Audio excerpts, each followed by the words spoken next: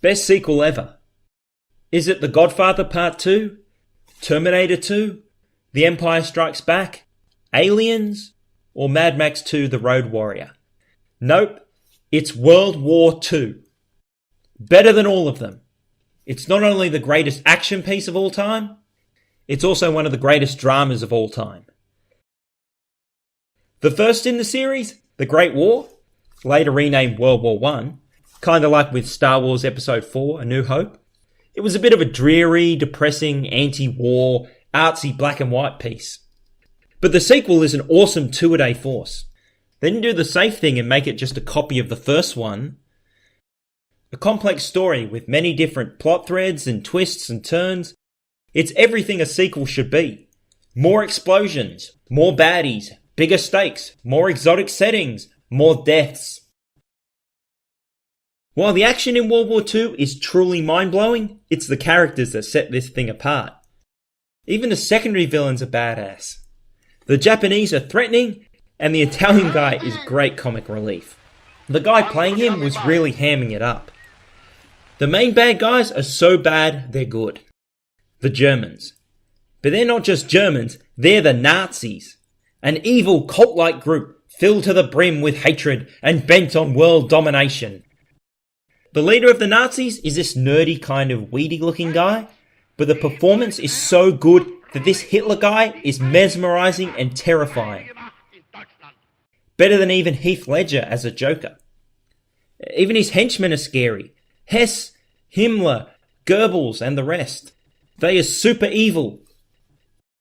Piece of trivia, the original name of the Hitler character was Schickelberger. Good thing they changed that from the original script. Then there's our heroes. The French are funny. The English, like Montgomery and Churchill, are a bit stereotypically British but fun too. The Americans turn up partway into it, and their generals and leaders are interesting characters. And then you've got the Soviet Russians. Bad guys, but working with the good guys to defeat a common enemy.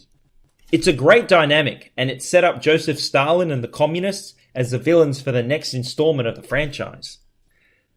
So many great set pieces of action. Pearl Harbor, Stalingrad, the Blitz, D-Day, and the Battle of the Bulge, just to name a few.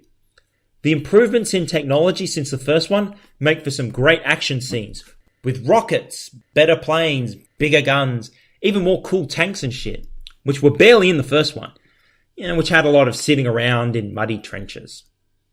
Once the Nazis are defeated, it seems like it's petering out at the end, but then you end with a huge boom! Everything is just so big and epic. Even the tragedy is huge, like all the civilian deaths and the Holocaust. This project was a long time coming, almost 2 decades since the first one. And just before production commenced, the British government stepped in to try and stop the sequel going ahead. The impact this epic has had on popular culture is immense. It spawned a whole genre of movies set in this universe.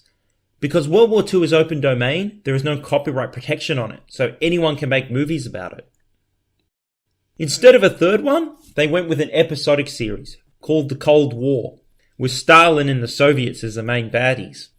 It had super weapons and a lot of cool spy stuff in it, and a little bit of action, but always threatening a huge, all-out cataclysmic battle. It ran for a long time, over 40 years, even longer than The Simpsons. But at the ending, it kind of ran out of steam. I mean, it wasn't as bad as Lost, but it still fell a little flat and was a bit of an anticlimax. Will there ever be a proper sequel? A World War III?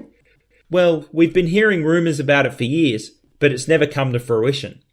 Here's hoping we'll get it soon.